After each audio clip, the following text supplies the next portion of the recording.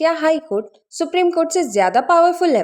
अगर आर्टिकल 226 की power article 32 से वाइडर है तो इसका मतलब क्या हाई कोर्ट ज़्यादा पावरफुल हो गया? चलिए समझते हैं। सबसे पहले आर्टिकल 32 आपको यह अधिकार देता है कि अगर आपके फंडामेंटल राइट्स का वॉयलेशन हो तो आप सीधा सुप्रीम कोर्ट जा सकते हैं।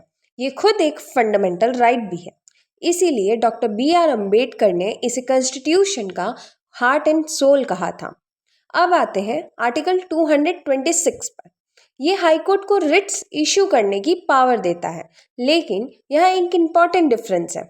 आर्टिकल 32 सिर्फ फंडामेंटल राइट्स को इन्फोर्स करने के लिए यूज होता है, लेकिन आर्टिकल 226 के तहत हाई कोर्ट फंडामेंटल राइट्स के साथ साथ किसी भी लीगल राइट्स को इन्फोर्स करने के लिए भी रिट्स इशू कर सकता है। इसी वजह से हम कहते हैं कि आर्टिकल 226 की जुरिस्डिक्शन आर्टिकल 32 से वाइडर है।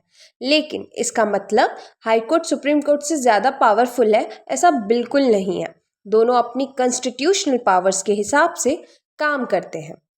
एग्जाम टिप के लिए एक लाइन में इसे याद रखिए। Article 32 equal to Supreme Court plus fundamental rights and whereas article 226 equal to High Court plus fundamental rights plus other legal rights. ये difference CLAT PG, judiciary, AIB और universities exams में बार बार पूछा जाता है। अगर ये कॉन्सेप्ट क्लियर हो गया हो तो रील को सेव कीजिए और कमेंट में रिट्स लिखिए। अगली वीडियो में हम 5 रिट्स को एग्जाम्पल के साथ समझेंगे।